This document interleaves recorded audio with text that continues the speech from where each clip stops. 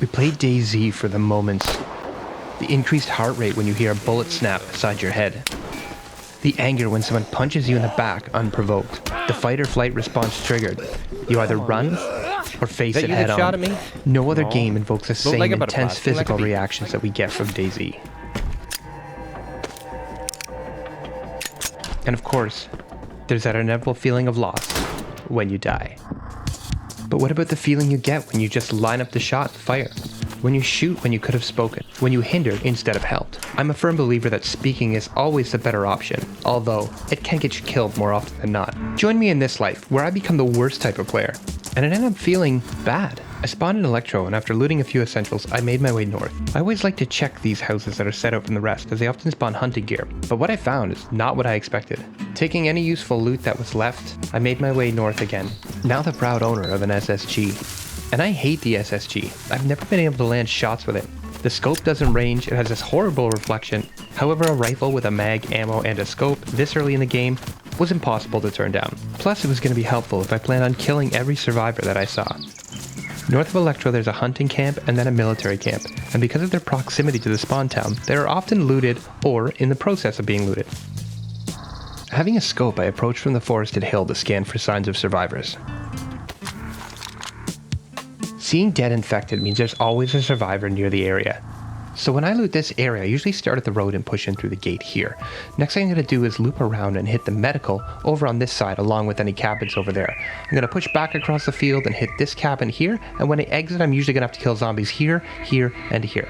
Then I'm going to push across the bridge and I'm going to loot the cabins on the left and on the right. Then finish off the play by looting the main building. Now let's get rid of this.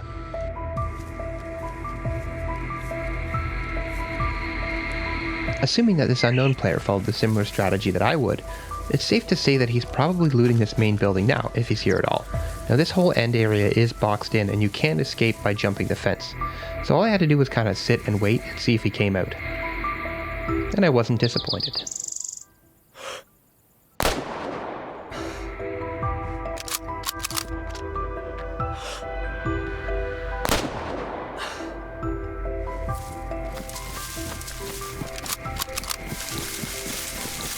I positioned myself just outside the compound.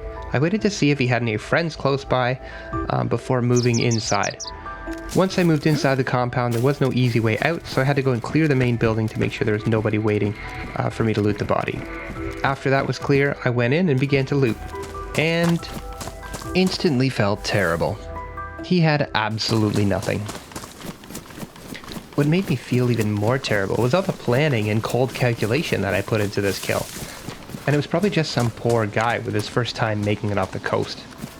Anyway, I moved northward and headed towards the military base just ahead. I positioned myself once again on a forested hill and scanned the area to make sure there was no more signs of survivors. Seeing only upright infected, I felt fairly confident that there had been nobody through this military base in a while. But I was wrong. And back up the hill I went. You see, when an infected dies, they don't stay around the area too long. Somebody needs to be near them for them to be there. So I continued scanning the area, just to wait and make sure that if there was anybody there that they'd moved off. When something caught my eye, there was a moment where I considered shooting the infected and helping this survivor. But it passed. Now I know I was killing an unsuspecting survivor fighting zombies. But because it was with the SSG, I was pretty proud of that shot. I waited a little bit to see if he had any friends in the area, and then I left my forested hill and moved down across the field to loot it.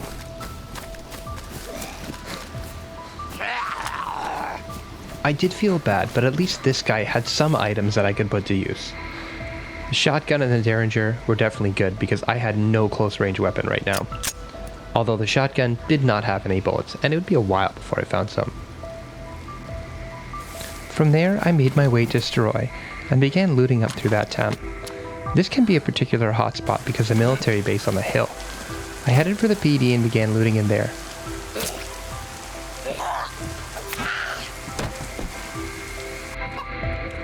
I didn't find a whole lot useful, but a better shotgun and another mag for my SSG. Of course, I still didn't have any shotgun ammo, which was a problem.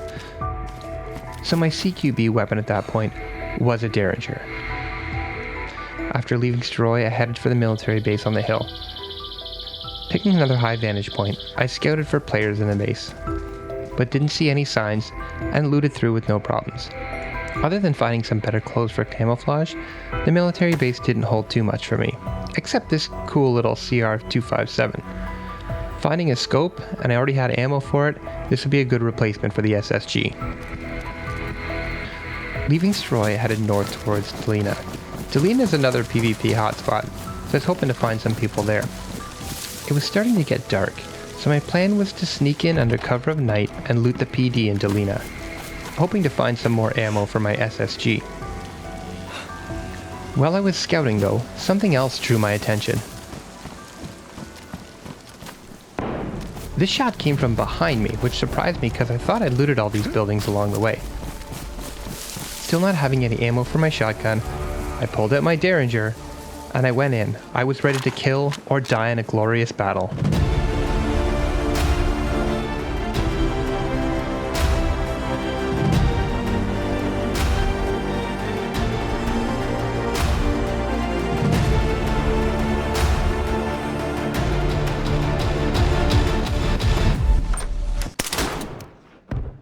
Sorry, that didn't happen. Here's what was actually behind the door.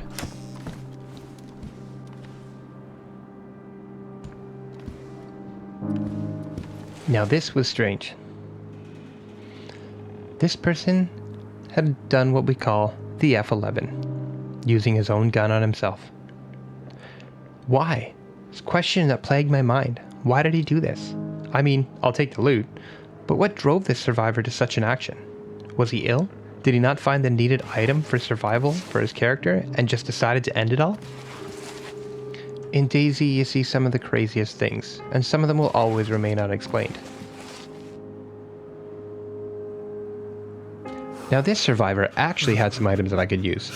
I was able to load up on shotgun rounds, some food, and a bunch of other things, although I couldn't take credit for the kill. All in all, it was a fun life, although I can't say I took pride in any of the kills I had. Except for that one shot with the SSG, that was good.